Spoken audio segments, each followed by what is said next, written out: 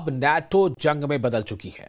अभी तक नाटो देशों के हथियारों से रूस पर हमले हो रहे थे, लेकिन अब रूस और नाटो के बीच सीधी जंग शुरू हो चुकी है।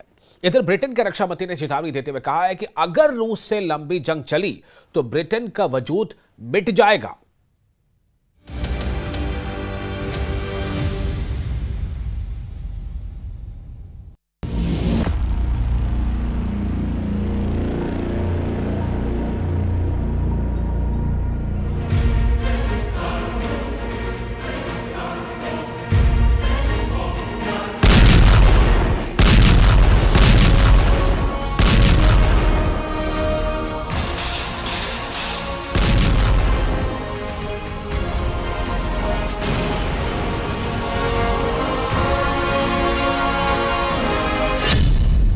युद्ध के 1017 दिन आखिरी बाजी पलट गई।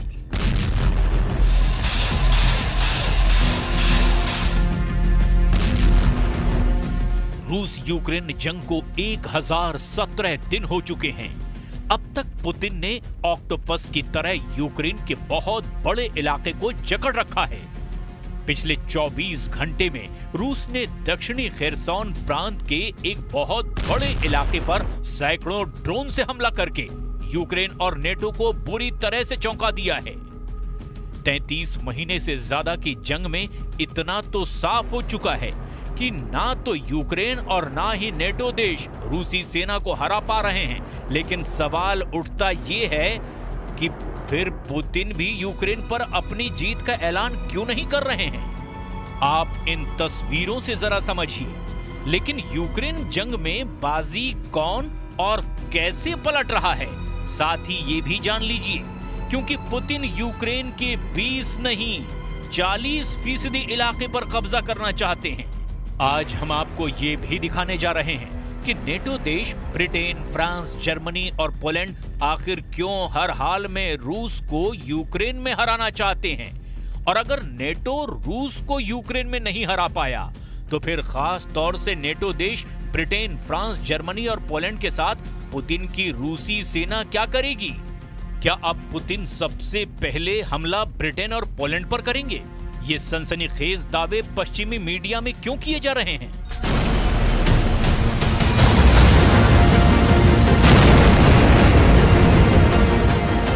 पहले आप ये जान लीजिए कि इस वक्त रूसी सेना यूक्रेन को किस तरह से रौंद रही है।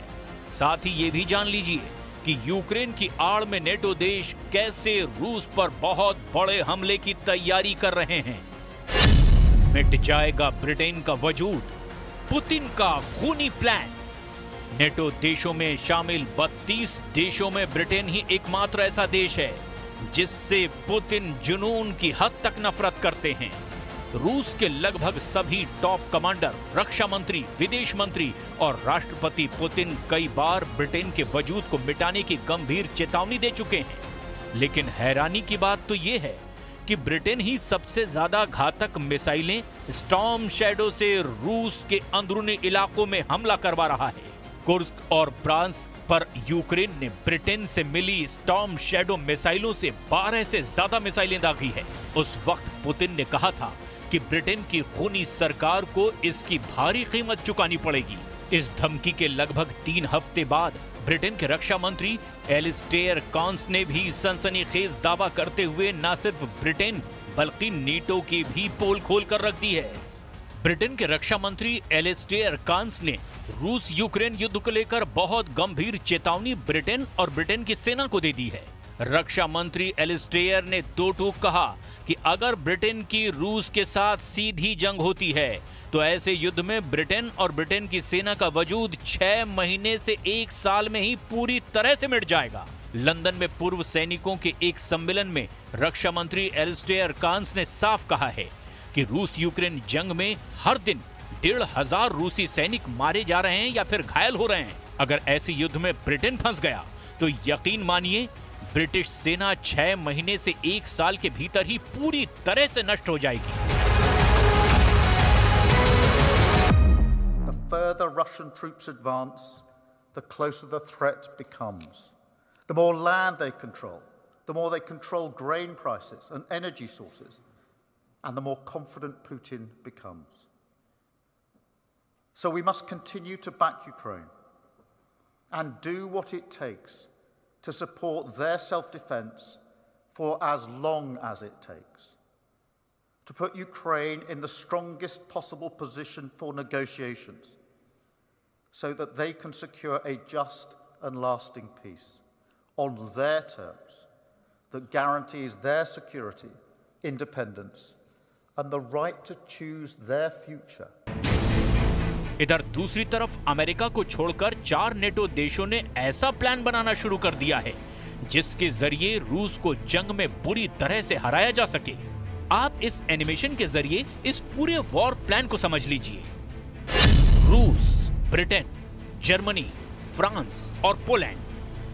नेटो के 4 देश ब्रिटेन, जर्मनी, फ्रांस और पोलैंड को समझ आ चुका है कि यूक्रेन को चाहे हम कितने भी हथियार दे दें, वो रूस से जंग नहीं जीत पाएगा और इसीलिए नेटो देशों ने अब रूस के खिलाफ 4 स्ट्रोक प्लान तैयार किया है, जहां कम से कम 4 मोर्चों से रूसी इलाकों और सेना पर सीधे और बड़ा हमला होगा। जो प्लान से जुड़ी जानकारी छन छन कर सामने आ रही है, उसके मुताबिक ये ब्रिटेन, जर्मनी, फ्रांस और पोलैंड मिलकर के रूस पर हवाई हमले एक साथ करना चाहते हैं ताकि रूस के एयर डिफेंस सिस्टम को पूरी तरह से ध्वस्त किया जा सके। इस हमले में फाइटर जेट, लंबी दूरी की मिसाइलें और ड्रोन से सबसे ज्यादा हमले करने का प्लान है। लेकिन अब सवाल ये उठता है कि अगर रूस इस तरह से नेटो देशों पर हमला करेंगे तो क्या रूस हार सकता है? जानकारों का इस पर साफ कहना है कि अगर पुतिन को जरा भी लगा कि रूस का वजूद खतरे में है तो ये निश्चित है कि पुतिन नेटो देशों पर बहुत बड़ा विनाशकारी परमाणु हमला कर देंगे। पुतिन खुद इस तरह के हमले की चेतावनी बार-बार पहले भी दे चुके हैं। С которой мы, по сути, сейчас ведем боевые действия, становится ядерной державой. Что нам делать? В этом случае мы будем принимать и использовать все, я хочу это подчеркнуть, именно все имеющиеся в распоряжении России средства поражения. Все. खेरसौन के उड़ाए चीथड़े, 9,500 ड्रोन हमले। इधर पश्चिमी मीडिया ने रूसी हमलों को लेकर बहुत बड़े दावे और आंकड़े भी जारी किए हैं। जरा देखिए, लगभग 3 साल या कहें कि 33 महीने या फिर 1017 दिन से रूस कैसे यूक्रेन को तबाह कर रहा है। दावों के मुताबिक यूके अखबार फाइनेंशियल टाइम्स ने दावा किया है कि दक्षिणी यूक्रेन के खेरसौन पर रूस ने जुलाई के मध्य से लेकर के अब तक बेतहाशा हमले किए हैं। रिपोर्ट में दावा किया गया है कि खेरसौन पर छोटे रूसी ड्रोन के जरिए 9,500 से भी ज्यादा हमले हुए हैं। दक्षिणी यूक्रेन के बंदरगाह शहरों में जहां आबादी 1 करोड़ से ज्यादा थी, वहां पर अब आबादी सिर्फ 60,000 रह गई है। रूस के रक्षा मंत्रालय के दावों के मुताबिक अगस्त 2024 के बाद से रूस ने यूक्रेन में 1,200 वर्ग किलोमीटर से भी ज्यादा क्षेत्र पर कब्जा कर लिया है। इसमें कुर्स्क क्षेत्र में वर्तमान में कीव के सैनिकों के कब्जे वाले क्षेत्र से दोगुना क्षेत्रफल है। यूक्रेनी सेना ने रूस के कुर्स्क क्षेत्र में 600 वर्ग किलोमीटर पर कब्जा किया था, जिसका 40% इलाका रूसी सेना ने छीन लिया है। लगभग 240 वर्ग किलोमीटर इलाके पर रूस का दोबारा कब्जा हो चुका है और यूक्रेनी सेना 180 मोर्चों से मैदान छोड़कर भाग चुकी है। इस खबर ने पूरी दुनिया में हड़कंप मचा दिया है। जो दावे किए जा रहे हैं कि 72 साल के राष्ट्रपति पुतिन के सिर पर परमाणु युद्ध का भूत सवार है, वो देख लें कि कैसे 82 साल के अमेरिकी राष्ट्रपति जो बाइडेन यूक्रेन को एटम बम देकर के रूस को तबाह करने का प्लान बना चुके हैं। पुतिन के करीबी दिमित्री मेदवेदेव ने साफ कहा है कि अमेरिका को परमाणु चाल बहुत महंगी पड़ेगी। राष्ट्रपति बाइडेन ने इस महीने की शुरुआत में ही यूक्रेन को 12,000 करोड़ रुपए की भारी भरकम राशि दे दी है ताकि यूक्रेन रूस पर ज्यादा से ज्यादा बड़े हमले कर सके।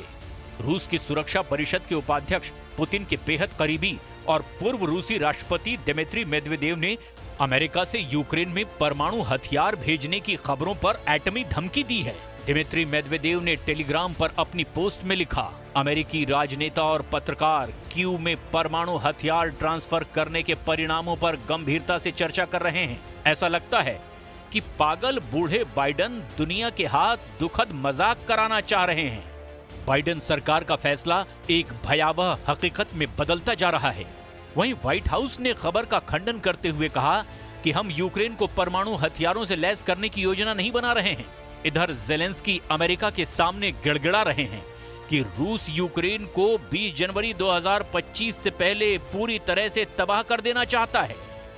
कुल मिलाकर रूस यूक्रेन जंग अब उस दौर में पहुंच चुकी है जहां यूक्रेन के साथ साथ अब नेटो की तबाही भी तय हो चुकी है।